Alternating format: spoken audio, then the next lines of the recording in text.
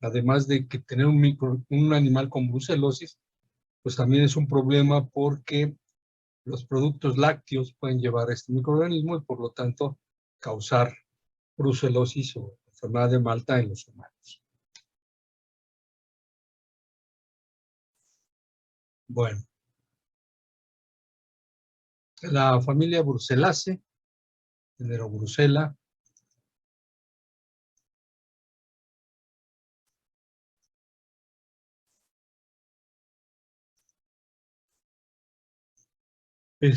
tiene pues varias especies, las más importantes, las que nos interesan, debido a que son muy transmisoras, pues es Abortus, Melitensis y Suis. Eso no quita la importancia de Ovis o Myotomae y Canis, sin embargo, pues los más importantes desde el punto de vista de animales domésticos, pues es Abortus, Melitensis y Suis.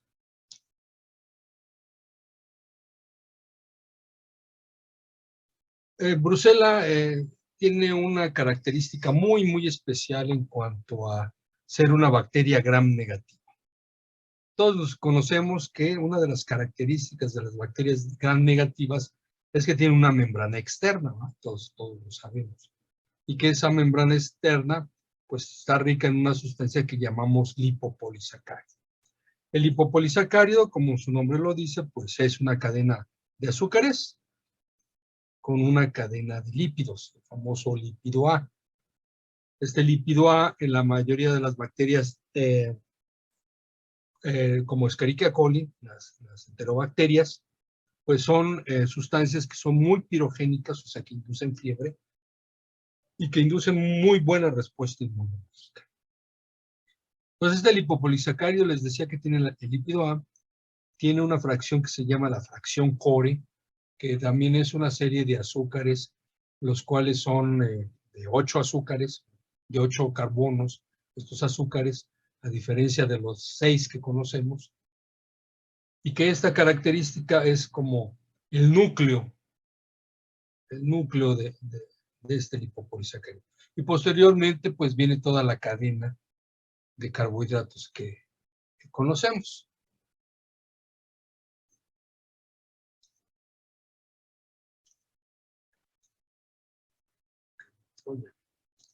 Ok.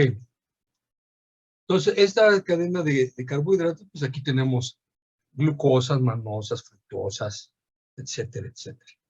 Sin embargo, y bueno, este lipopolisacárido les decía que las enterobacterias, su característica principal es que es muy inductor de fiebre, es muy estimulante de la respuesta inmune, de hecho tiene capacidad mitogénica, y eso quiere decir que puede inducir la proliferación de los linfocitos T o B de manera per se. Sin embargo, en el caso de los lipopolisacáridos de las brucelas es totalmente diferente. Este polisacárido, esta parte del antígeno O antígeno somático, que este sería el antígeno somático, es un homopolímero lineal compuesto por una gran cantidad de residuos que pueden ser de 90 a 100 unidades glicosiladas de N-formil perosamina, que desde el punto de vista químico pues es el 4,6-dideoxi 4-formamido alfa de manopila nocilo. Y bueno, esta característica de este azúcar o de esta sustancia pues va a tener una característica de menor antigenicidad. ¿Qué quiere decir esto? Que no induce fiebre, que no induce una respuesta inmune, o la respuesta inmune que induce es extremadamente baja. De tal manera que la enfermedad de Brucella pues pasa de manera asintomática, por un lado. Por otro, es un microorganismo que le encanta, le fascina, le gusta, ¿sí? Le gusta ser fagocitado. Entonces, un microorganismo intracelular facultativo. La unión de estos polisacáridos, de todas estas cadenas, vean aquí cómo se ve toda esta gran cantidad de cadena, pues está dada por dos tipos de uniones, que puede ser alfa 1,2 o alfa 1,3, lo que permite diferenciar dos configuraciones alternativas, lo que es el antígeno A y el antígeno M. El antígeno A significa de abortus y el antígeno M significa de Swiss, digo de melitensis, perdón, de antígeno M de melitensis. Bueno, esta unión, ¿sí? esta unión alfa 1,2, hay 20 veces más este tipo de unión que la alfa 1,3. Mientras que en el caso de melitensis hay de alfa 1,2 solamente un 1% a 20% que es del tipo alfa 1,3. Eso le da una diferencia desde el punto de vista antigénico, por lo tanto, desde el punto de vista de los anticuerpos que pueden dirigirse a esta reacción. Si nosotros tenemos un suero contra Brucella abortus, pues obviamente la mayoría de esos anticuerpos van a estar dirigidos a este tipo de unión, alfa 1,2. De tal manera que la reacción sería inmediata, ¿no? Una reacción inmediata, una reacción antígeno-anticuerpo inmediata. ¿Qué pasaría si nosotros pusiéramos una Brucella melitensis con esos anticuerpos anti-Brucella abortus? Que la reacción sería más lenta, pero ocurriría. ¿Por qué? Porque si hay un porcentaje de alfa 1,2. En el caso de Swiss, vean, pues todavía sería mucho más lenta la reacción, porque pues tiene de ambos, ¿sí? Pero la respuesta es mucho menor. De tal manera que hay un suero que se llama suero AMS, que nos puede identificar a estas poblaciones o estas bacterias solamente con el tiempo de reacción. Entonces, de tal manera que estos anticuerpos anti-Brucella abortus, pues la reacción, les digo, será inmediata. Recuerden que una prueba de reacción antígeno-anticuerpo generalmente se realiza en un tiempo no mayor de 2 minutos.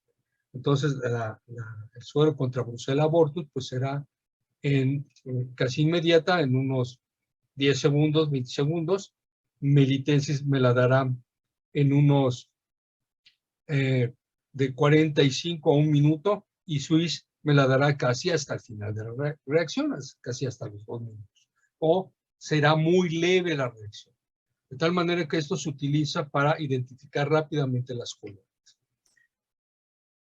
Por otro lado, también nos habla de la característica de la colonia.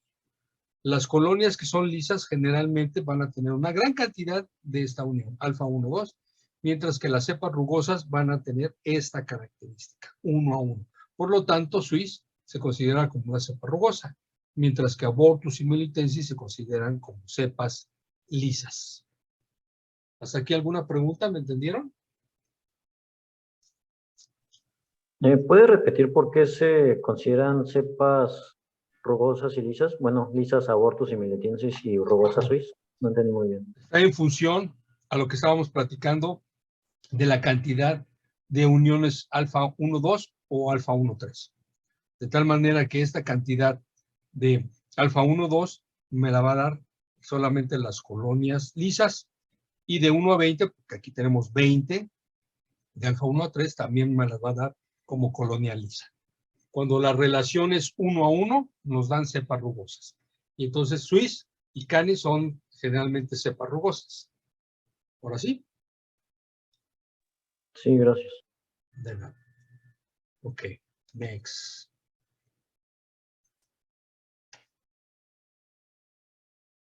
Bueno, ahí está, Brucella melitensis, lisa. Hay de 1 a 3 biotipos. Biotipos, recuerden que es en función a cómo responden a las pruebas bioquímicas. Brucella abortus es una cepa lisa, es de 1 a 9 biotipos. Ovis, perdón, aquí yo les dije Swiss, perdón, es Ovis la que es rugosa. Pues ahí modifíquenle, por favor. Son cepas rugosas, porque la relación todavía es mucho más baja, y Brucella canis también es rugosa, ahí sí estamos muy bien. Entonces, Brucella Swiss se considera lisa, pero recuerden que la relación es muy baja. La relación es muy baja, 1 a 1. Que esta se puede casi considerar rugosa, nada más que hay algunos que la consideran lisa y otros la consideran rugosa por esta característica. Bueno, entonces todavía la relación de alfa 1,2 y alfa 1,3 pues todavía es mucho menor en Canis y mucho menor en Ovis. De tal manera que ese suero AMS, por eso ya se llama AMS, porque nos puede identificar abortus, melitensis y suis, pero también hay un antisuero que se llama AMR, que identifica abortus, melitensis y rugosa. Bueno, les digo, es la proporción de esos enlaces, alfa 1,2 o alfa 1,3. Bueno, entonces, Brucella melitensis siempre va a infectar cabras, aunque en los últimos años se ha visto que puede también infectar bovinos. Y de hecho, aquí en México ya se ha erradicado la cepa de Brucella abortus lisa, como causante de brucelosis en bovinos. Sin embargo, Brucella melitensis está ocupando su lugar, de tal manera que pues sigue habiendo brucelosis en México. Y bueno, se están desarrollando ahora vacunas contra Brucella melitensis que ya existían, pero no se ocupaban para bovinos, se ocupaban generalmente para cabras y ovinos, que es las cepas más frecuentes. Brucella ovis, pues también causa infección en ovinos, Brucella abortus bovinos, Brucella suiza cerdos, Brucella canis a perros y Brucella neotomae a ratas. Es una enfermedad de distribución mundial, aunque algunos países ya la han erradicado, tales como Europa, toda Europa, Canadá, Japón, Australia, Nueva Zelanda, Estados Unidos. Ya todos sus estados están libres de Brucella abortus. Sin embargo, la infección persiste en animales salvajes de la zona de Yellowstone y sus alrededores, con una disminución ocasional entre rebaños bovinos. Bueno, obviamente eso se ha logrado gracias a la vacunación. Entonces, los animales silvestres pues han sido un gran problema, porque han quedado como reservorios para la brucela. Perdón. Entonces, bueno, están tratando de erradicarla utilizando cebos vacunales, que son como croquetas ricas en Brucella y que, bueno, les puede servir para vacunación. Y esto pues lo liberan a través bueno, anteriormente era a través de aeronaves, y ahora es a través de drones, que es mucho más fácil ir liberando las croquetas. Bueno, les decía que en México ya se está erradicando la Brucella, los estados de Sonora y Baja California ya está libre de brucelosis. El estado de Sonora se encuentra por especies lisas y el 31% del territorio nacional está reconocido en fase de erradicación y otro pues está en control. Entonces, en fase de erradicación, pues vean, ya está todo lo que es la península de Yucatán, una parte del estado de Chiapas, de Guerrero también una parte, Colima, vean, ya también está erradicado, y bueno, Nayarit, ahí también va. A ver, Campeche, Guerrero, Nayarit, así como las regiones de Aguascalientes, Baja California, Chiapas, Hidalgo, Puebla, algunas regiones. Bueno, ¿cómo el modo de transmisión de la brucela? El modo de transmisión es diverso. Uno puede ser la monta, otra puede ser a través de heridas contaminadas con heces, con orina, o vean, hasta conjuntivales, ¿no? Entonces, por ejemplo, las microaerosoles que se hacen durante el animal está orinando, pues esos microaerosoles los pueden aspirar y se pueden infectar también. Para el hombre, la ingesta con leche cruda, productos lácteos, el contacto con fetos y secreciones vaginales contaminadas, también sería otro modo de transmisión. Entonces, es una enfermedad de tipo laboral. Entonces, los médicos veterinarios, los manejadores de las granjas, pues se pueden infectar fácilmente mediante eso. Les decía que la micción que esté en ese momento llevando a cabo la vaca, y esas microgotas pueden formarse aerosoles y se pueden aspirar y se pueden infectar. La ingesta, ustedes han escuchado, si han ido al mercado, pues escuchan ahí de repente, o han visto camioncitos donde les venden el queso y la crema, ¿no? Y dicen queso y crema de Oaxaca, o de Acámbaro, o de Guanajuato, y hasta le dicen es queso de rancho. Pues obviamente ese queso pues es un peligro, porque no sabemos si tiene un control sanitario, y por lo tanto, pues es una forma de adquirir la brucelosis. Les decía que la brucelosis pues, es una enfermedad que puede pasar inadvertida y que cuando ya inician los procesos, pues son fiebres altas en pico, que obviamente duelen los huesos, los músculos, son fiebres muy, muy altas, de 40 grados aproximadamente. Aquí está vía de infección oral, la mucosa digestiva es la entrada, fuente, queso artesanal, leche cruda, otros lácteos, contacto, con piel erosionada, conjuntiva o mucosas, y la fuente son productos animales, placentas, heces, secreciones, aparato respiratorio. De manera respiratoria, la puerta de entrada es la mucosa nasal, aerosoles, ahí están aerosoles en el laboratorio, con muestras contaminadas, vacunas, con microorganismo vivo, aerosoles en establos, la lana, de manera parenteral, obviamente es una transmisión por picadura, inoculación accidental, transfusiones, a través de fuentes son vacunas, material biológico contaminado, solo por mencionar algunos. Les decía que son microorganismos intracelulares facultativos. ¿Por qué? Porque este microorganismo se puede crecer en medios artificiales, pero al microorganismo le encanta ser fagocitado. Tiene una capacidad para controlar a las células del sistema inmune, a los macrófagos, obviamente, gracias a que pueden inhibir la fusión fagolisosoma. Se localiza en órganos y tejidos que contienen eritritol. ¿Sí? El eritritol, pues, es un azúcar que solamente tienen algunos tejidos. En este caso, los bovinos, la placenta de los bovinos es muy, muy rica en esta sustancia, en este azúcar, y por lo tanto es un microorganismo que tiene tropismo por la placenta, y ahí es donde va a desarrollar su principal crecimiento, y por lo tanto va a producir algo. Bueno, aquí se ven aquí algunas particulitas. No está muy bien en la foto. Entonces aquí está Bruselas, ¿no? Tenemos las cepas lisas y tenemos las cepas rugosas. Las cepas lisas inmediatamente entran a través de balsas lipídicas. ¿Sí? Estas balsas lipídicas van a hacer que se introduzcan, y como son cepas lisas, tienen la capacidad de inhibir los lisosomas, la fusión fagolisosomal. No se lleva a cabo y por lo tanto no son destruidos.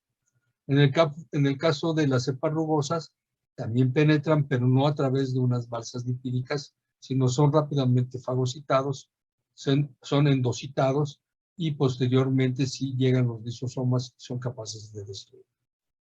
Y les decía que cuando son en fase lisa, también pueden escapar del endosoma y crecer dentro del macrófago, como se ve en esta imagen, crecer, y obviamente pues destruir al macrófago por la gran cantidad de microorganismo presente dentro de la célula del fagocito, y por lo tanto pues llevar a cabo la infección. Entonces, esta vacuna conserva algunos marcadores de lípidos de balsa dirigidos al retículo, que se van a dirigir al retículo endoplásmico. Es un microorganismo que requiere de lípidos, sobre todo, para poder crecer.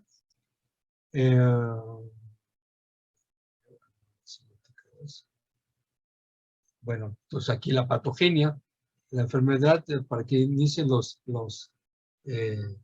signos clínicos, puede ser a la semana o hasta las 3 semanas. Entonces, el macrófago actúa como un vehículo de transporte de la brucela hacia diferentes órganos. Entonces, aquí está la puerta de entrada, que puede ser mucosa oral, mucosa genitourinaria o mucosa respiratoria. Son fagocitados por los polimorfonucleares y monocitos.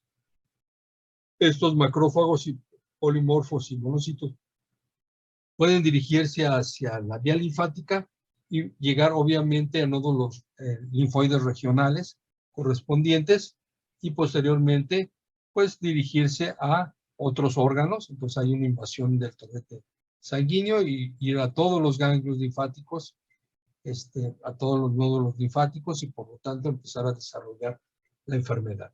Y les decía que esta enfermedad pues es extremadamente, causa una fiebre intensa, de tal manera que desde el punto de vista metabólico, pues el animal va a decaer muchísimo, las personas también, y bueno, en el caso de que el animal esté preñado, pues va a tener abortos. Entonces, penetra el organismo al hospedador, se multiplican los nódulos linfáticos, se propaga por vía linfática y sanguínea, su alojamiento son células del sistema retículo endotelial, llamados macrófagos. El mismo eritritor puede activar a esta brucela y obviamente va a causar abortos, metritis, esterilidad y epididymitis. Y bueno, pues aquí va la gran cantidad de cerditos muertos. Y bueno, abortos aquí. Es una enfermedad leve y la hembra infectada muestra pocos signos clínicos hasta que aborta. En machos hay inflamación testicular, articular, puede desarrollar artritis. En equinos puede haber una afección.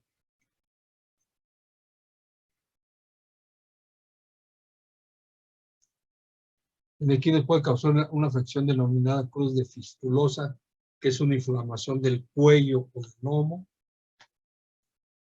Y bueno, les decía que lo más importante de esta enfermedad son la gran cantidad de pérdidas de animales, el número de abortos que son importantes y la baja producción de leche. Básicamente esos son, y obviamente pues si es una industria lechera, la baja producción de leche pues son pérdidas económicas importantes. Y para llevar a cabo la producción de leche pues hay que preñar a la hembra y por lo tanto pues si tiene uno un rebaño pues una ternera pues que a todo dar, porque obviamente es más dinero, pero si la pierden pues también son pérdidas económicas. Entonces se deben principalmente por los abortos que retardan la multiplicación del rebaño, se va a ver un número menor de animales. La vaca pierde de un 40 a 50% su valor, disminuye un 20% en la producción de leche y obviamente les decía, esa leche no la pueden vender porque no solamente es la baja producción, sino que además lo que produzca, pues obviamente no se puede vender porque pueden ser detectado la presencia de estos microorganismos en leche, queso, mantequilla, yogurts, etc. También hay un retraso en el crecimiento de los terneros. Pues obviamente les decía que esto provoca un desgaste metabólico importante, por lo tanto tienen menor crecimiento y la cantidad de alimento que consuman no es proporcional al peso y talla que debe de adquirir el animal.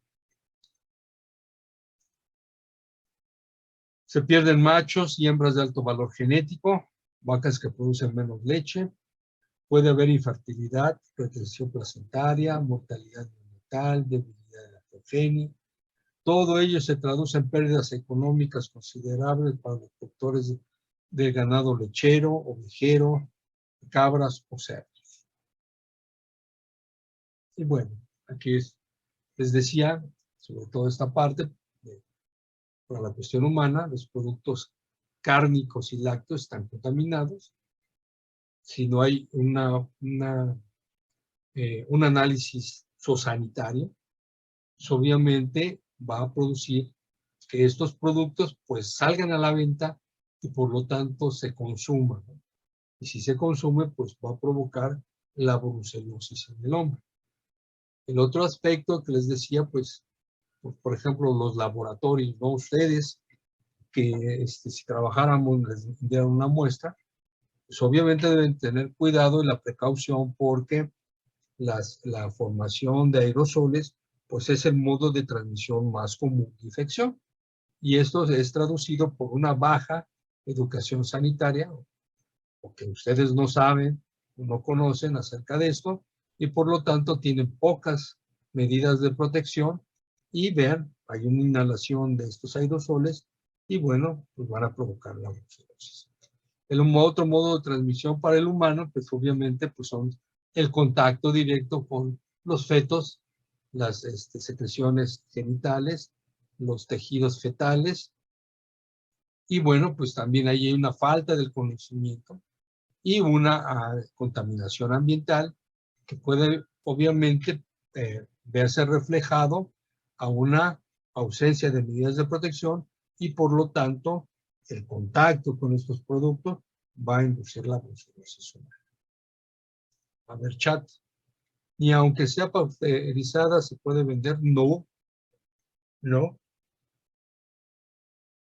porque pasteurizada significa que llevaste a cabo, pero si se contamina por otra vía o no está bien pasteurizada, no te asegura eh, que, que esté libre de la brucela. Además, también hay que recordar hacer un microorganismo intracelular y tú le des antibiótico al animal, porque tú dices, bueno, le doy antibiótico. Sí, pero es un microorganismo intracelular y obviamente muchos de los antibióticos, porque sí hay antibióticos que pueden penetrar a los macrófagos, pero la mayoría de los antibióticos no penetran macrófagos. Entonces, también el hecho de que tenga esta capacidad, si por ejemplo el microorganismo llega a entrar a médula ósea, vamos a suponer que entra a médula ósea, pues ahí aunque sea el antibiótico más fregón, pues está más difícil que puedan eliminar, porque ya entrando ahí a médula ósea, recuerden que ahí es donde se están formando los macrófagos, se están formando los neutrófilos, etcétera, etcétera, pues ahí puede mantenerse viable el microorganismo y no nos asegura que hayamos eliminado a la brucela.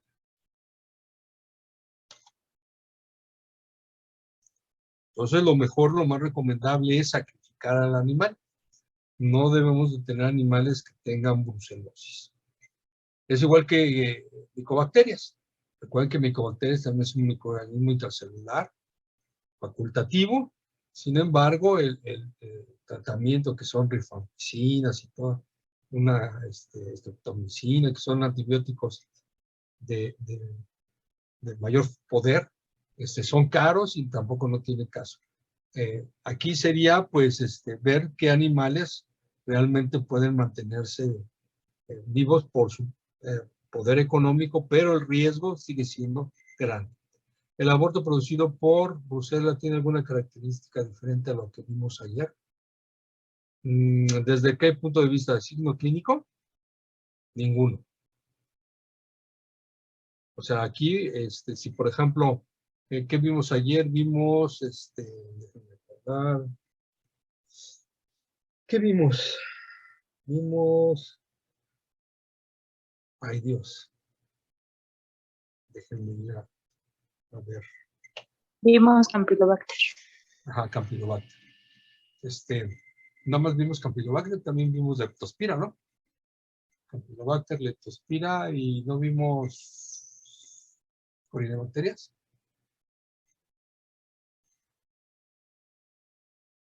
Bueno, desde el punto de vista Campylobacter no vamos a ver diferencia. Es muy difícil. Con la enfermedad, por ejemplo, lengua azul, pues tampoco. Bueno, con lengua azul todavía podemos ver más momificaciones. Ajá. Aquí no vamos a ver momificaciones, vamos a ver mortinatos y animales muertos, igual que en Campylobacter. Y en las piras podríamos ver momificaciones, pero generalmente son más mortinatos. Bueno, vean el cuadro clínico, a ver, otra pregunta. Ajá, feto con hepatomegalia, sí, obviamente. Cuadro clínico, fiebre continua, intermitente, irregular, de duración variable, con picos elevados, de predominio vespertino, dolor de cabeza, dolor abdominal, de espalda, les decía que los músculos duelen, los huesos duelen, sudoraciones profusas, generalmente en la noche, con olor característico, mialgias, o sea, dolores musculares, artralgias, dolores de huesos, adinamia, no tiene ganas de hacer nada, hiperoxia, náusea, o sea, quieren más oxigenación, náuseas, vómito, no tienen apetito, pérdida de peso, escalofríos, fase aguda o subaguda hasta 6 meses. Imagínense 6 meses teniendo esto, no jueguen. Dios Padre omnipotente, yo ya quisiera morirme mejor. Características de género. Bueno, ya quedamos que es un bacilo corto, gran negativo, es de los más chiquitos. Lo podemos, si se fijan, lo podemos confundir con cocos. Son bacilos cortos, son inmóviles, no desarrollan esporas, no tienen cápsulas, son aerobios, aunque para el primoaislamiento, primoaislamiento se requiere CO2. Por lo tanto, es bien importante que cuando vayamos a hacer una muestra por sugerencia de Bruselas, pues rápidamente necesitamos meterlo al CO2. Tiene un metabolismo oxidativo. Su temperatura óptima de crecimiento 37, su pH óptimo de crecimiento de 6.6 a 7.4. Presenta una fácil disociación, o sea, la fase lisa y la fase rugosa, y es sensible a fármacos.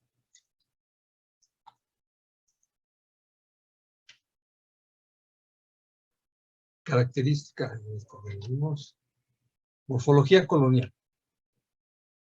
Bueno, la morfología colonial, vean, son colonias extremadamente pequeñas, 0.5 milímetros de diámetro. Pueden tener superficie lisa, rugosa o mucoide. Tienen un aspecto de color amarillo pálido. Tienen luz reflejada brillante, o puede ser oparescente, blanco azulada. Los medios que se utilizan generalmente pues, es el agar Bruselas, pero también se puede utilizar el agar subiatripticaseína, agar albimi y agar infusión de papa. Propiedades bioquímicas.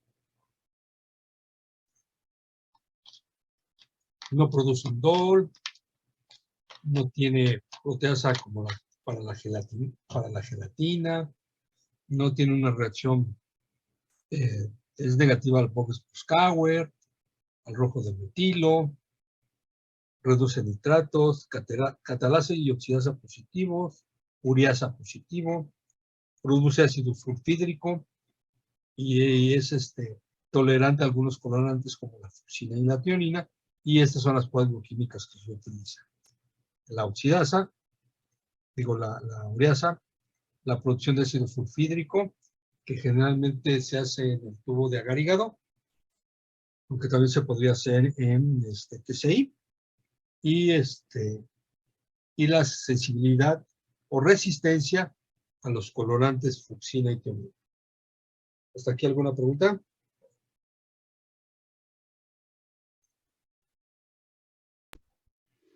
No. Ok. Bueno, y aquí está. Recuerden que es una técnica que es de dilución, se llama, donde ustedes toman una ligera asada y van diluyendo esa asada, y obviamente las cepas que son resistentes, pues las van a dar resistentes a fucsina. Por ejemplo, aquí vemos a fucsina y esta es tionina, es negativa a tionina, o sea, es susceptible a tionina y resistente a fucsina. Obviamente las concentraciones van de 25.000 a 50.000. Bueno, otro aspecto importante es, vamos a suponer que estamos en una granja y hay abortos. Y bueno, pues lo primero que va a hacer el médico veterinario es mandarles una muestra y ustedes tienen que hacer su cultivo microbiológico, ¿no? Entonces, es un aborto, ustedes deben de considerar en ese aborto, si ya saben que Campivab, pues hay que meter una gelosa sangre con antibiótico, que es el famoso Campivab. Tenemos que meter agar Bruselas, leptospiran generalmente no se mete, vamos a utilizar técnicas serológicas, ¿Qué otro? Un maconque, por si hay una enterobacteria por ahí, por ejemplo, depende de la especie, si son ovinos, vamos a suponer si son ovinos, pues ya sé que Salmonella abortus ovis puede causar aborto. Si es bovino, pues no, de todos modos sí meto un maconque para ver, porque también puede estar ahí participando. Podría meter también una gelosa sangre con ay, ahorita se me olvidó. Con telerito de potasio, para buscar alguna corinebacteria o truperela. Esos serían mis medios esenciales, básicamente. Esos. Entonces, otra vez, Campivab, Brucela, Maconkey, gelosa sangre, obviamente, una gelosa sangre, y una gelosa sangre con telurito de potasio. También podría estar involucrado streptococo. Aquí el streptococo también podría causar un aborto, pero aquí ya lo descarto con mi truperela, con mi gelosa sangre más telurito y con la gelosa sangre. También puede haber listeria, y también con gelosa sangre puede identificar la listeria, ¿no? Entonces, recuerden que gelosa sangre siempre se mete para ver si hay algún patógeno hemolítico. Bueno, esos serían mis medios, ¿no? Y hago mis pruebas bioquímicas, las que vienen aquí, y obviamente me dice que es una brucela, pues obviamente ya le doy el tratamiento. Entonces, perdón, el tratamiento no, ya sé que en mi granja hay brucela. Entonces, ¿cómo voy a identificar al portador asintomático? Ahí viene. ¿Qué es lo que vamos a hacer? Pues vamos a trabajar pruebas serológicas. Eso es lo que vamos a hacer pruebas serológicas. Que eso fue seguramente lo que vieron en el laboratorio, y entonces la primera forma de identificar pues es la prueba de anillo en leche, que ustedes ya la vieron. A ver, rápidamente, Leslie, dígame usted qué es la prueba de anillo en leche. ¿Qué es, profe? Ajá.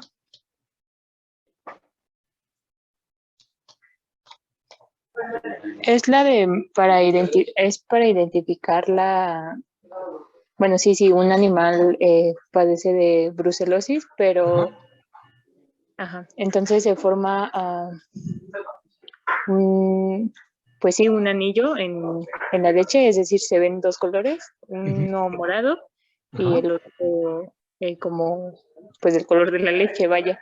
Ajá. Y O sea, una entonces, columna blanca y un anillo en forma de leche que es de color violeta. sí.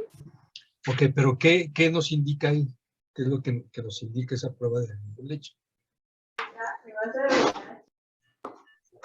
Pues no. Pues Ajá. nos detectan anticuerpos. Anticuerpos Anticuerpos contra, IgG. anticuerpos IgA, IgG en contra de Brucela, ¿no? Entonces, nosotros utilizamos como antígeno,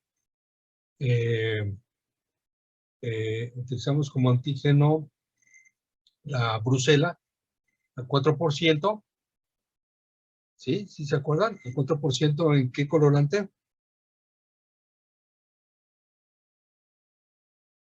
En hematoxilina. Ajá. Entonces, esa cantidad de bacteria que va en mi antígeno, que es el antígeno del anillo en leche o la prueba del anillo en leche, pues rápidamente va a reaccionar con los anticuerpos que hay en la leche y por lo tanto me va a formar una reacción antígeno-anticuerpo que se va a subir a la superficie por, por la cantidad de grasa que hay, por eso se llama prueba del anillo en leche.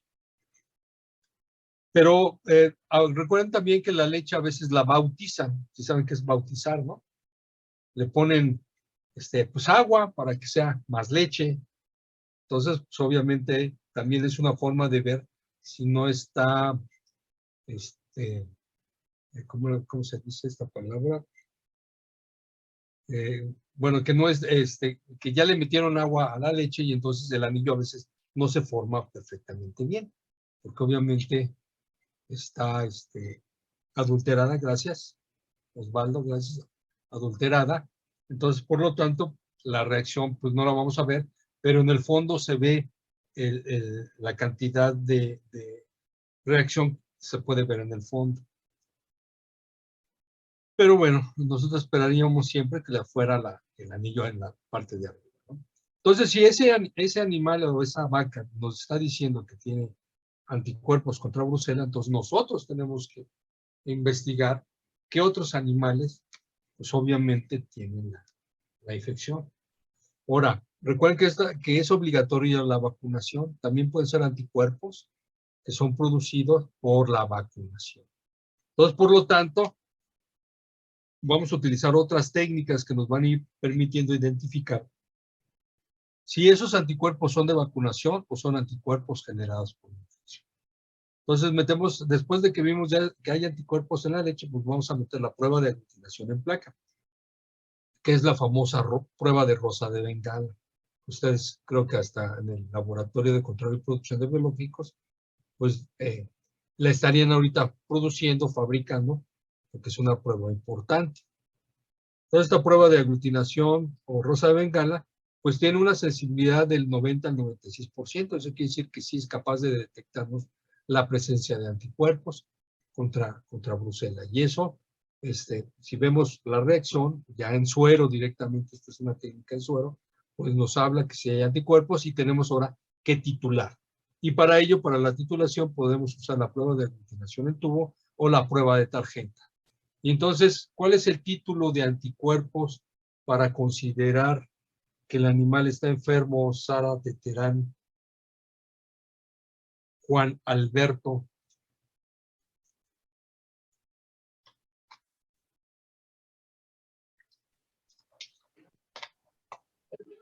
Aquí estoy, profe. Nada más que justo no alcancé a escuchar bien la pregunta. Ajá. ¿Cuál es el título de anticuerpos para considerar que un animal está enfermo o está vacunado?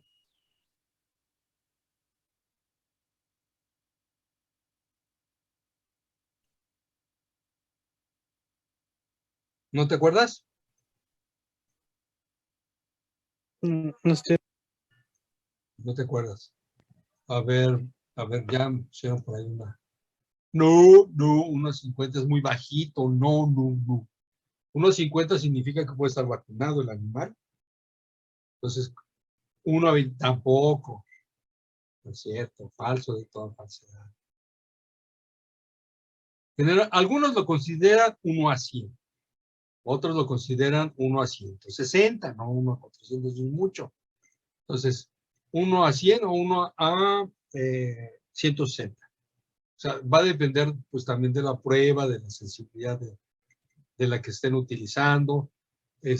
Y acuérdense que eso todavía no solamente nos está diciendo ahí que hay anticuerpos, nos sugiere que hay una infección y todavía tenemos que demostrar, porque qué tal si el animal es recientemente vacunado y entonces los niveles de anticuerpos IgM son muy elevados, ¿sí? Y entonces necesitamos confirmar que la respuesta generalmente es por IgG.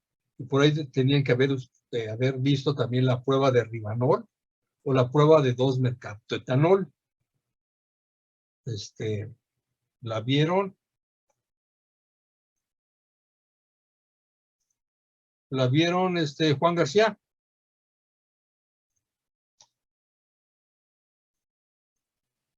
Aquí estoy, profe. ¿Me puede repetir? Es que lo escucho muy cortado. Ajá. Si vieron la prueba de Rivanol o la prueba de 2-mercaptoetanol. No, profe. ¿No las vieron? Bueno, simplemente lo que hacen estas pruebas es destruir los anticuerpos IgM. Fíjense, beta-2-mercaptoetanol, pues significa que va a romper. Recuerden que el anticuerpo IgM tiene una cadena, es un anticuerpo polimérico, ¿no? O sea, pentamérico, de hecho es pentamérico, tiene 5 anticuerpos, el anticuerpo IgM. Entonces, lo que hace el beta-mercaptoetanol es romper las uniones por puentes disulfuro y por lo tanto eliminamos los anticuerpos IgM y solo nos darían los anticuerpos IgG. Si estos anticuerpos IgG son elevados, ahora sí, ahí podríamos pensar hasta 1:50, 1:25, sí podríamos hablar que la infección es por Brucela y por lo tanto lo más conveniente pues es sacrificar al animal. ¿De acuerdo? Duda, ¿por cuándo un animal está enfermo y no vacunado no se considera? Sí, obviamente, si el animal muestra anticuerpos contra brucela y nunca ha sido vacunado, pues está enfermo, tiene la infección y hay que sacrificar al animal. Entonces, sí, un animal que no ha sido vacunado nunca en su vida y tiene anticuerpos contra brucela, desde la prueba del anillo en leche, si les da positivo, ya, ese animal está enfermo. ¿Por qué? Porque nunca ha estado vacunado. Entonces, nunca ha visto al antígeno y por lo tanto, pues es un riesgo. Ahora, no me pueden decir que son anticuerpos contra Escherichia coli, porque ya vimos la característica que tiene es el lipopolisacárido, ¿eh? Que es totalmente diferente a los lipopolisacáridos de otras bacterias gram negativas.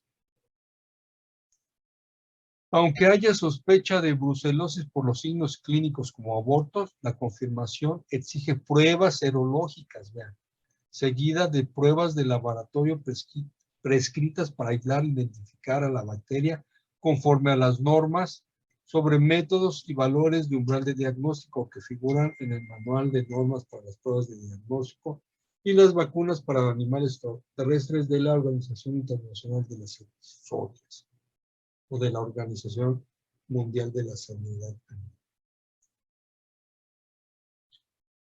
Profe, Mande.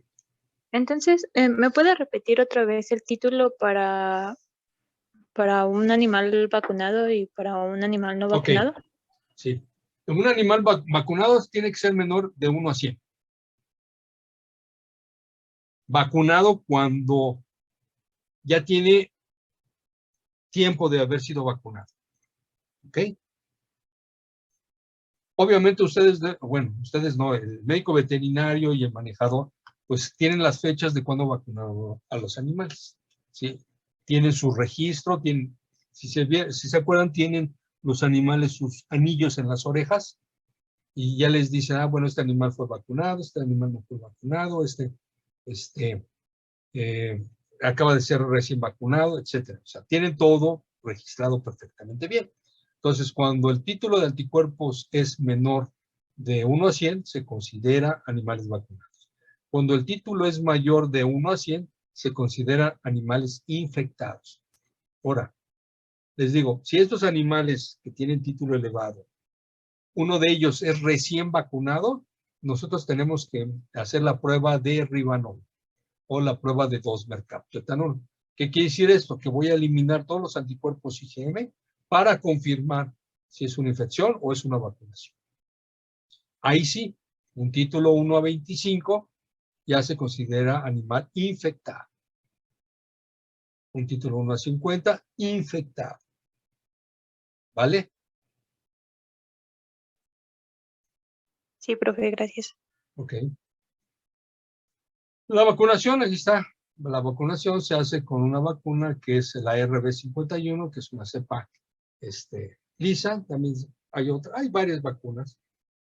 Creo que está Brucella Burtus, la P85, creo. No, es la misma RB51. Permite hacer diagnóstico a través de pruebas serológicas en animales sospechosos, si no desarrolla falsos positivos, ya que las inmunoglobulinas generadas por vacunación son distintas a las generadas por la enfermedad. Administrarse esta vacuna entre 4 y 12 meses de edad a las hembras, obviamente. También se deben vacunar a los machos, obviamente. Cepas rugosas y vivas y estables. Son cepas rugosas, vivas y estables. Bueno.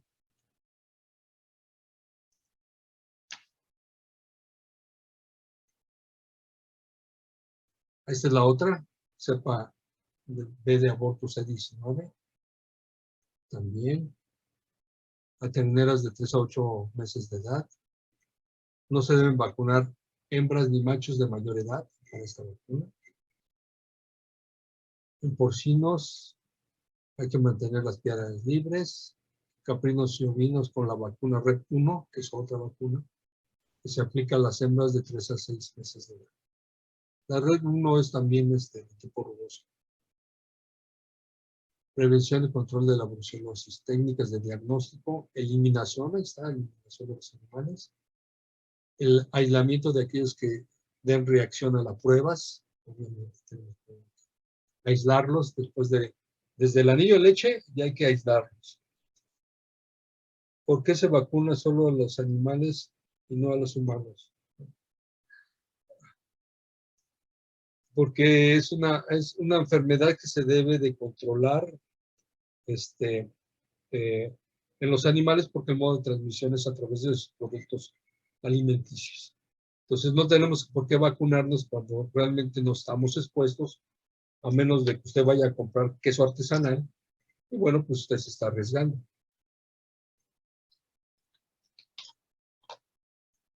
Imagínense, por ejemplo, ha querido desarrollar vacuna para amibas,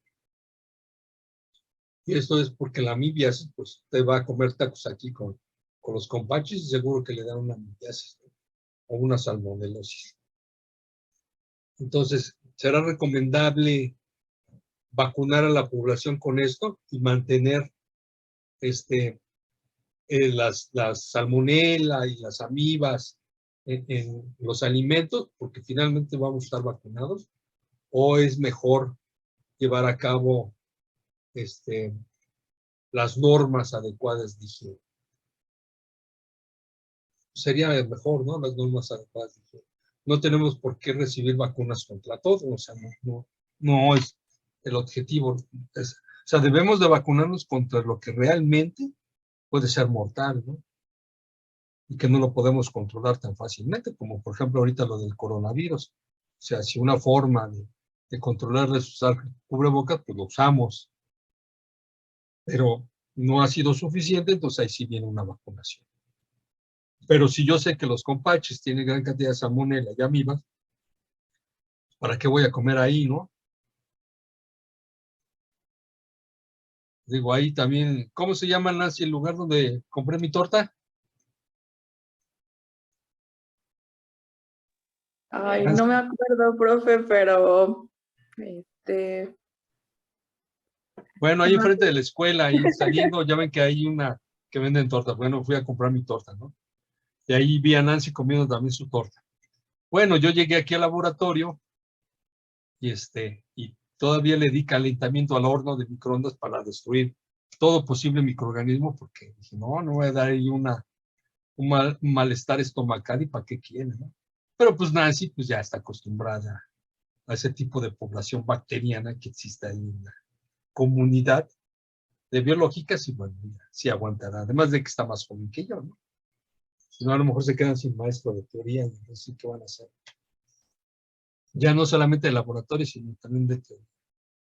Ok, entonces, desinfección, obviamente, si tenemos animales que son positivos, hay que desinfectar la granja, ¿sí? Hay que quemar las camas, porque obviamente pues van a estar contaminadas. Recuerden que va a haber el microorganismo liberarse a través de heces, orina, leche, o sea, generalmente todo tipo de secreciones. Vamos a encontrar la bacteria, les decía, el semen del animal, al momento de la mota, pues puede ir contaminado y obviamente infectar a la hembra. Y bueno, el control de los animales, o sea, cuando vamos a poblar la granja nuevamente, o que acabamos de comprar, pues hay que enviarlos a cuarentena, ¿no? Estar checando, y obviamente, les digo,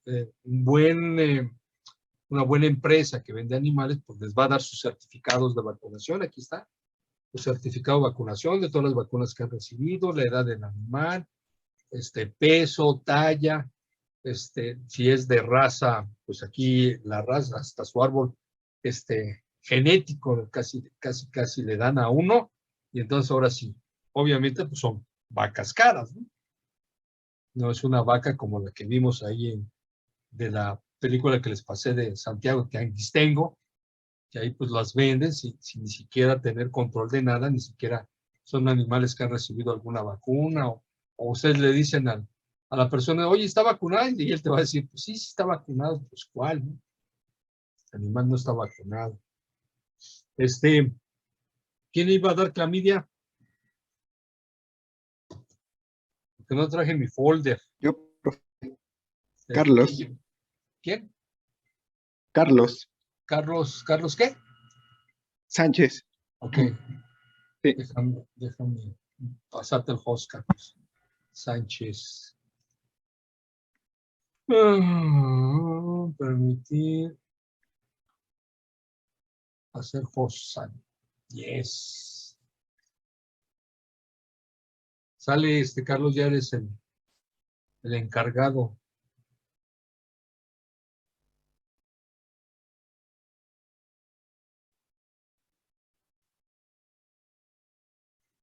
Ya pueden ver mi pantalla. Ya.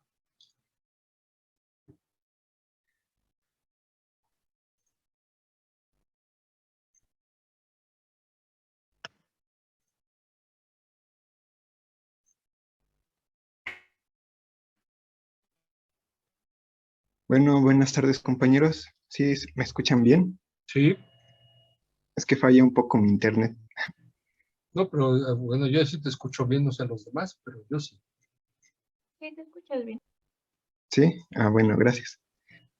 Bueno, yo les voy a presentar el tema de Chlamydia abortus y ocasiona principalmente la enfermedad de aborto exótico ovino.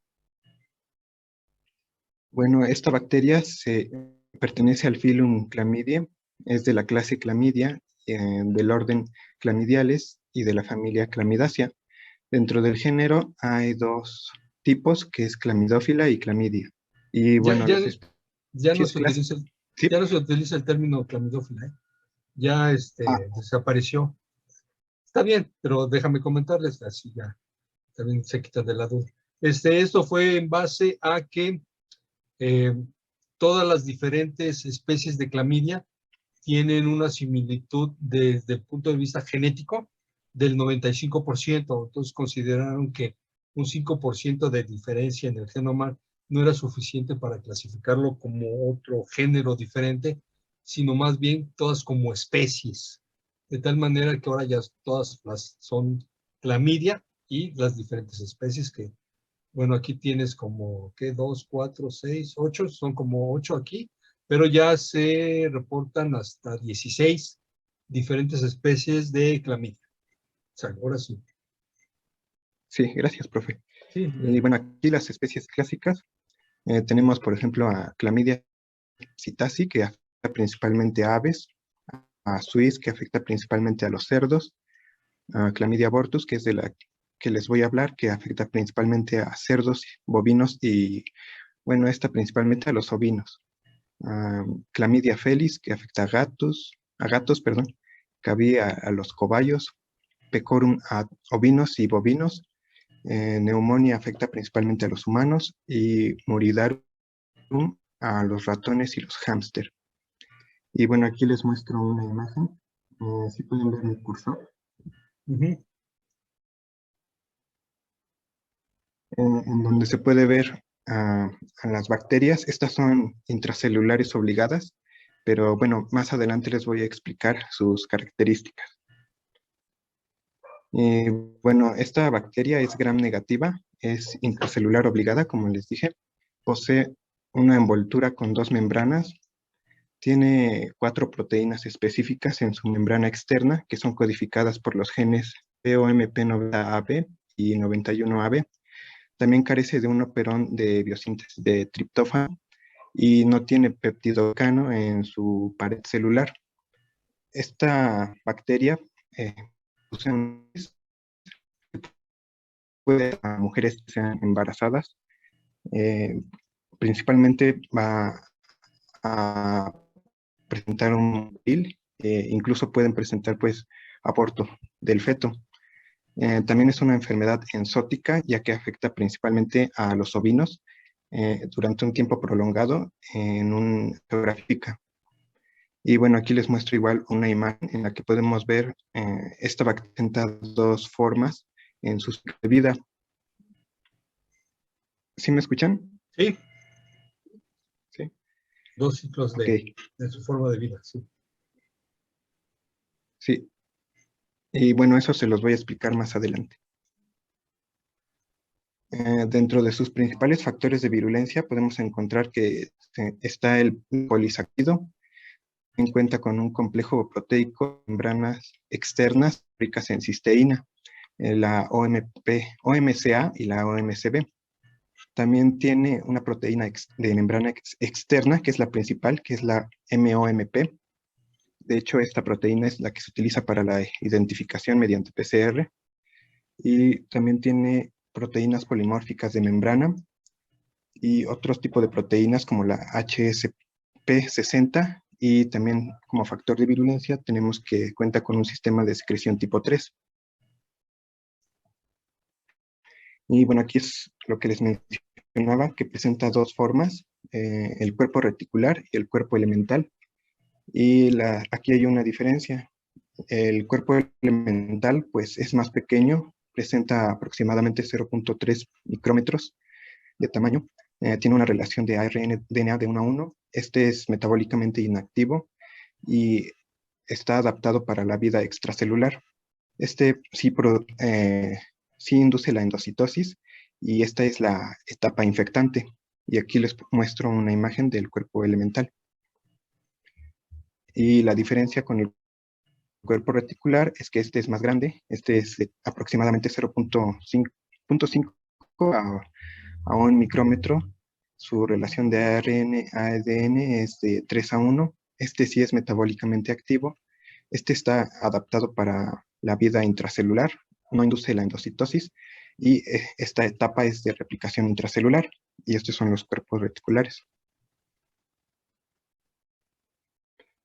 Y bueno, aquí el ciclo de vida, este va a comenzar cuando el cuerpo elemental va a infectar a las células huéspedes, que principalmente son macrófagos o polimorfonucleares, mediante endocitosis.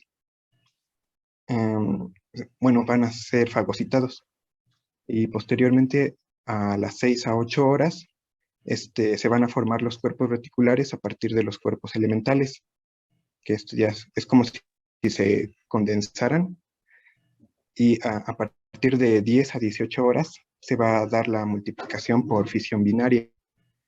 Ya podemos ver aquí que hay una mayor cantidad de células, y posteriormente de entre 18 a 24 horas se va a dar ahora sí una mayor condensación de los, y posteriormente a las 48 a 72 horas pues se va a dar la liberación mediante la lisis de la célula huésped, y pues de esta manera los cuerpos elementales pueden volver a iniciar el ciclo infectando a otras células.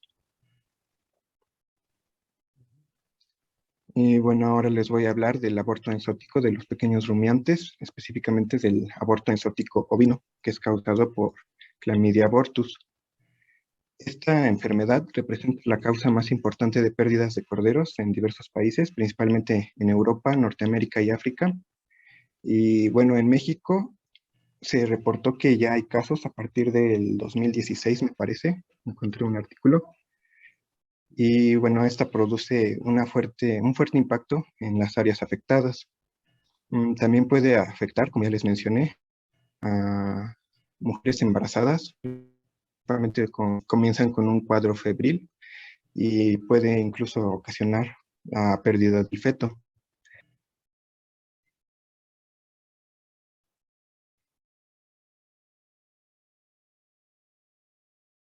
Los caprinos y los bovinos, y pues afecta más a los ovinos y caprinos, principalmente a las hembras de más de 2 años de edad que están preñadas. Y aquí, bueno, les muestro imágenes de ovinos. La transmisión puede ser por contacto directo e indirecto, principalmente por comida contaminada con secreciones, que pueden ser conjuntiva o secreciones genitales. Estos pueden ser principalmente por placenta, fetos abortados, fluidos vaginales 2 semanas antes de parto, también como orina, leche y heces durante unos días postparto. La morbilidad y una imagen en la que es la de placenta, y pues este tejido puede ir hacia los comederos o hacia el agua. De esta manera pueden infectarse y se puede propagar.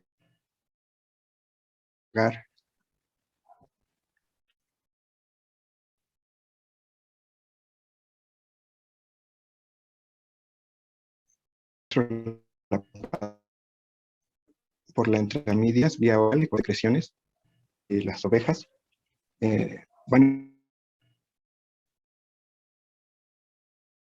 a permanecer en una reacción inmune e incluso puede ser que se migren a nódulos digestivos.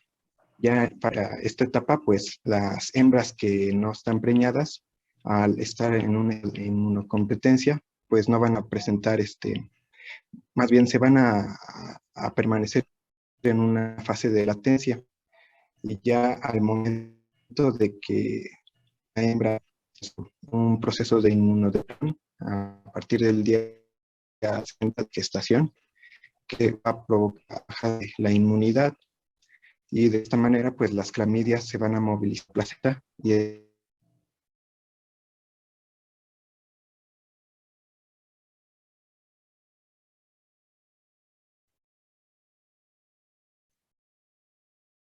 vez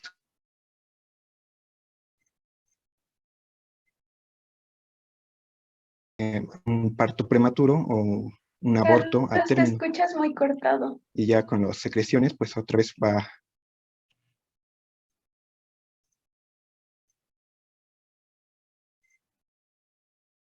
Sí, se escucha muy cortado creo que ya se le fue el internet. Creo que se dejó con mi pantalla. Se vuelve a subir Carlos. Sigue siendo tú el host.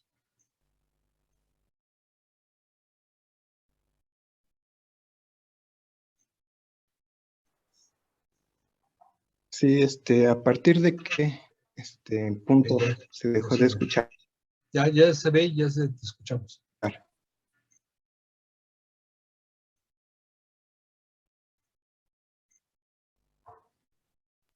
Pues ¿Escuchan? es que sí, pero desde esa diapositiva justamente te dejaste de escuchar. Toda la diapositiva.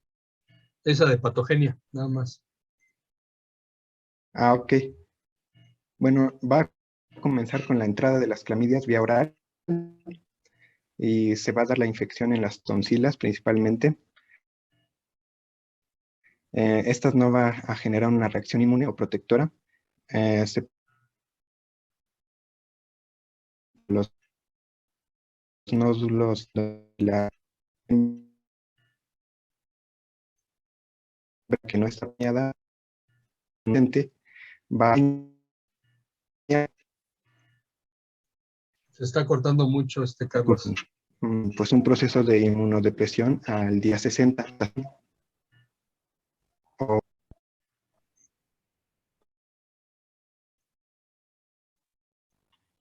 ¿Ya me escuchan? Sí.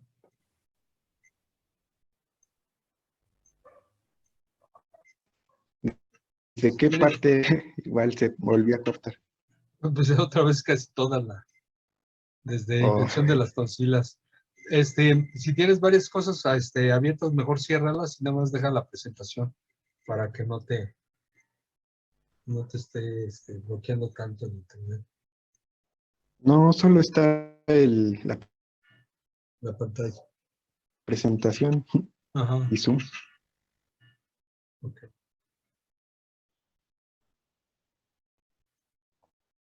Bueno, ¿ya me escuchan ahora sí?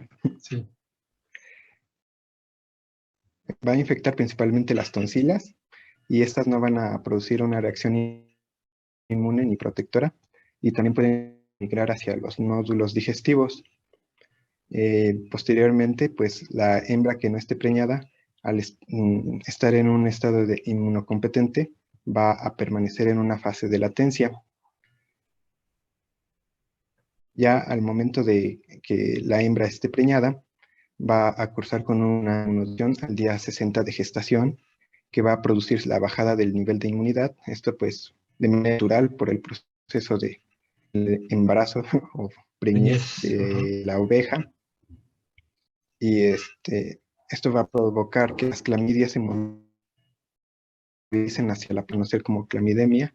Posteriormente se va a dar la multiplicación clamidial y se van a producir daños que se conocen como la placentitis necrótica, y esto a su vez va a producir un parto prematuro o aborto a término. Y pues estas secreciones ya van a contener las clamidias y va a dar origen pues a que se vuelva a repetir el ciclo y se siga propagando. Una pregunta, Carlos, ¿qué células son las que infectan? Porque es intracelular obligado, entonces tienen que infectar algunas células. ¿Qué células infectan? Encontré que infecta a los macrófagos.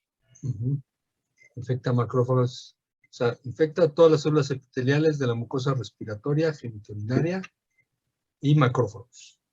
Entonces, a través de los macrófagos migran hacia todo lo que nos dijo nuestro compañero. Bueno, ahí en nódulos digestivos, pues, y los centros germinativos que están en las vellosidades intestinales, pues también las infectan. Muy bien, Carlos. ¿Qué más? Ajá, y se reproduce en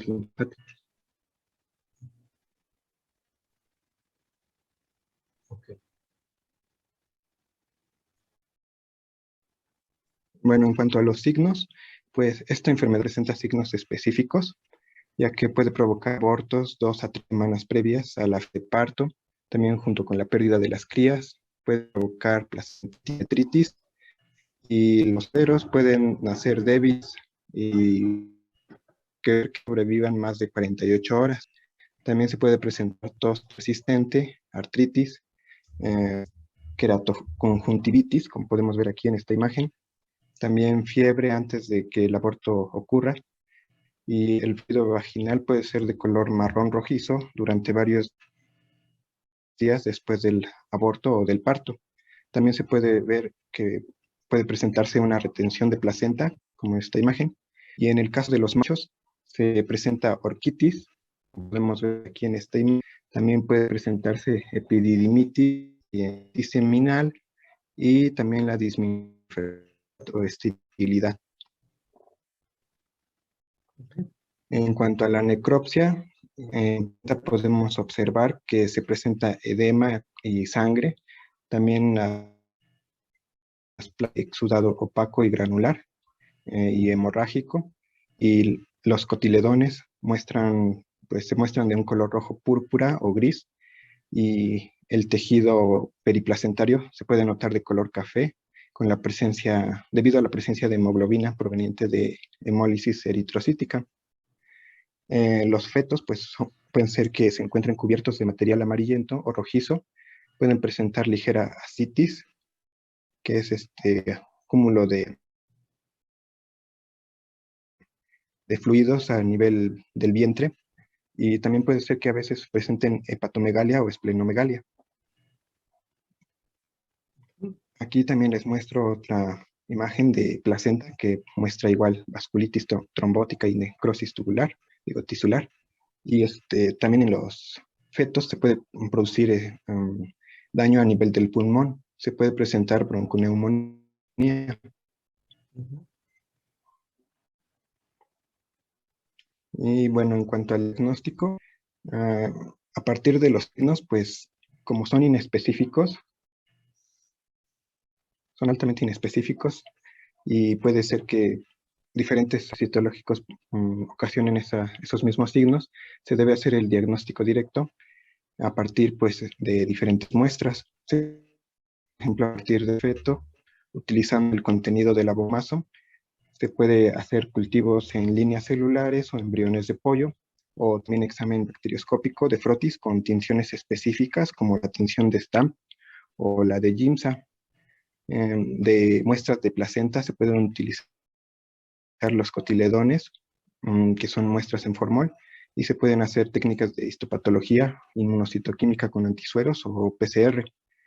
Y para muestras de escobión vaginal se puede utilizar el moco vaginal para hacer también métodos moleculares como PCR, y estas muestras pues pueden ser frescas o congeladas. Y para un diagnóstico indirecto se puede utilizar sangre, el suero, y se pueden hacer técnica de ELISA.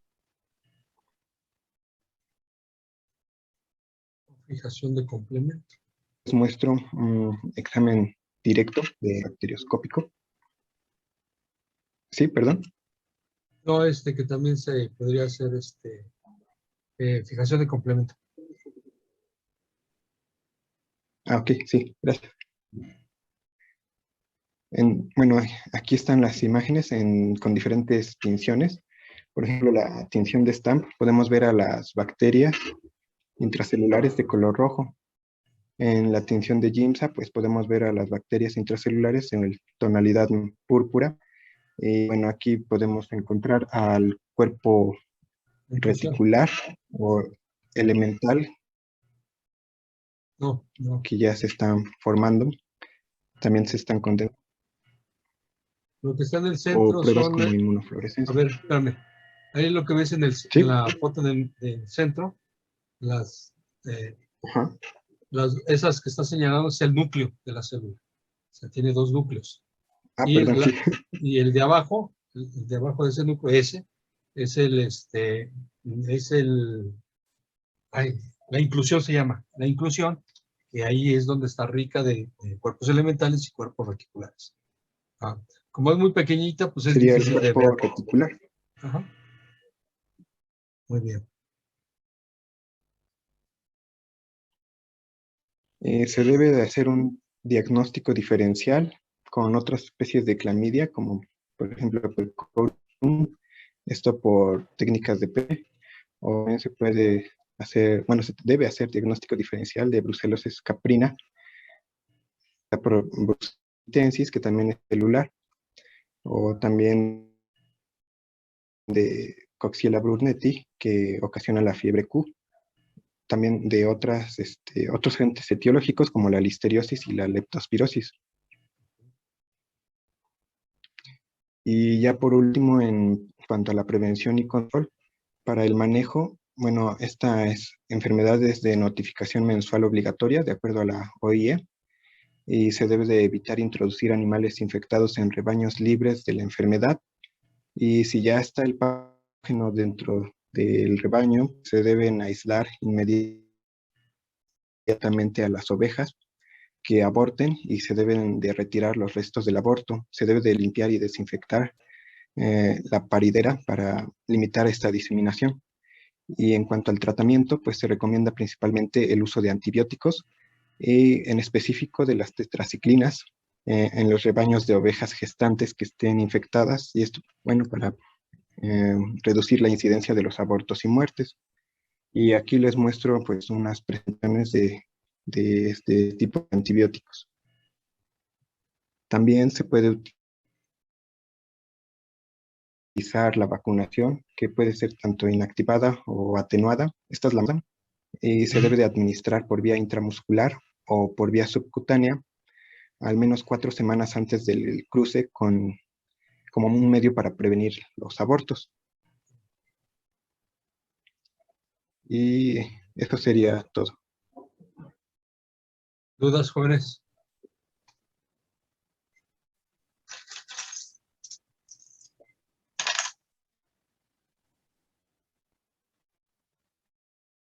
¿Cuál es su factor de virulencia más importante?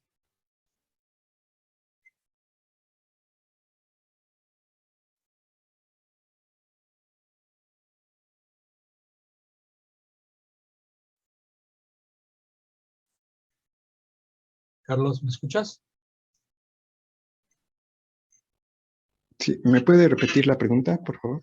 ¿Cuál es el factor de virulencia más importante de la bacteria? ¿Qué células había mencionado que infectaba? Pues ya lo dijo, que eran las células de la mucosa respiratoria, genitourinaria, digestiva obviamente, también puede infectar, y macrófagos. No, el microorganismo es un bacilo corto, no. O sea, su estructura es en forma esférica, pero esta es tan chiquito como el micoplasma, entonces no son tan fáciles. ¿Qué son las tonsilas? Las amígdalas. En humanos se llaman amígdalas, en animales se llaman tonsilas. Y son las que tenemos aquí en el cuello, que nos protegen contra los microorganismos externos. Entonces, ¿cuál es el factor de virulencia más importante? Imagínate, resiste la fagocitosis o anda dentro de los macrófagos. ¿Cuál será?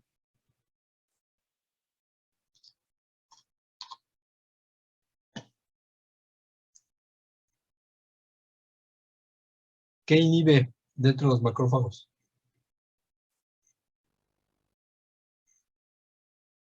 ¿No te acuerdas, Carlos? Sí, encontré que eran las proteínas, las POMP, me parece. A las MOMP, la proteína principal de membrana externa. No, o sea, ¿qué va a inhibir? Pues la fusión fagolisosoma. O sea, igual que Brucela. O sea, si sabemos que el macrófago lo que hace es fagocitar y luego destruir ese microorganismo a través de la fusión de los lisosomas y fagosomas, pues eso es lo que va a hacer. Inhibir la fusión fagolisosoma. Igual que las brucelas, ¿no? Inhibir. A diferencia de las brucelas que pueden resistir también cierta acción de los lisosomas por las características estructurales que tienen, esta bacteria lo que hace es controlar a la célula a través de una proteína que se llama TARP, proteína reclutadora de fosfoactina, de tal manera que secuestra el fósforo de la actina, y la actina, pues ustedes saben que es la que mueve todos los organelos de la célula, tanto los que van a llevar al exterior, o sea, el intercambio de proteínas, lípidos a la membrana, como los nutrimentos que está ingresando, entonces controla todo eso. Es como esta proteína reclutadora de actina, de actina, esta fosfoproteína reclutadora de actina, lo que hace es absorber el fósforo, controlar la actina, y por lo tanto deja de mover todas estas partículas o las va dirigiendo a su endosoma. ¿Okay? La unión fagolisosoma, sí, exactamente. Entonces, esta bacteria es bien tremendilla. Esta bacteria, hay reportes en la literatura, bueno, no en la literatura, hay reportes históricos desde la época de egipcios, porque esta produce una enfermedad que se llama en humanos tracoma, y hay imágenes de egipcios con tracoma. Entonces se habla que esta enfermedad apareció hace muchos años antes de Cristo, ¿no? Pues imagínense, 2000 antes de Cristo, por lo menos. 2000 años antes de Cristo. Ok. ¿Dudas?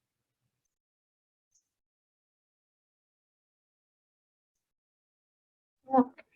¿No? Bueno, entonces vamos a ver. Ahora voy a exigirle host. Yo creo que sí nos da tiempo de ver la otra.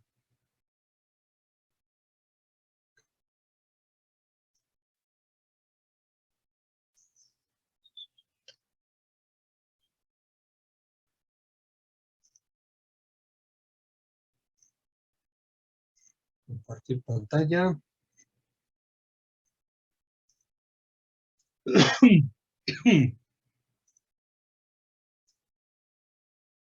¿Se ve mi pantalla? Ah, ya, sí, ya estoy. ¿Ya se ve mi pantalla?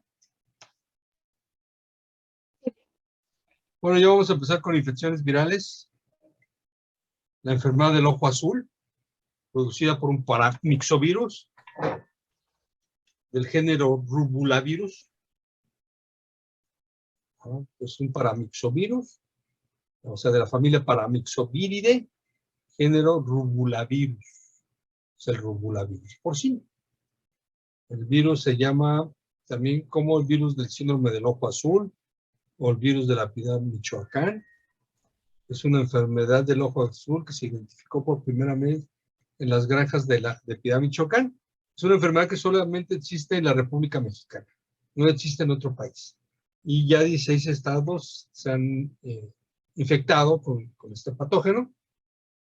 Y bueno, pues es exclusivo de México. Les decía que es de la familia Paramyxoviridae, de género Rubulavirus, y por lo tanto, pues es los clásicos virus de RNA envueltos de cadena negativa, monocatenarios de cadena negativa. Los viriones, pues ya los hemos visto, ¿sí? Disculpe, creo que ese me tocaba a mí ponerlo o usted va a dar ¿sí? generalidades. Bueno, si no Sí. lo dejamos, ya no lo digo más. Lo dejamos Ok. para la siguiente clase, y bueno, y aquí terminamos, pues, para que ya pues ya algunos tienen que venirse para acá a la escuela, entonces, pues ya lo dejamos ahí. Entonces, ¿le toca entonces mañana? Bueno, mañana no, Lunes. el lunes, ¿verdad? La próxima semana. Sí. Ok, sale. Muy bien, entonces lo dejamos ahí. Pues nos vemos, chicos. ¿Alguna duda hasta ahorita? A ver, Ricardo, ¿le Profe, levantaste? sí, ¿le Sí, puedo ¿qué mandar pasó? mi presentación de test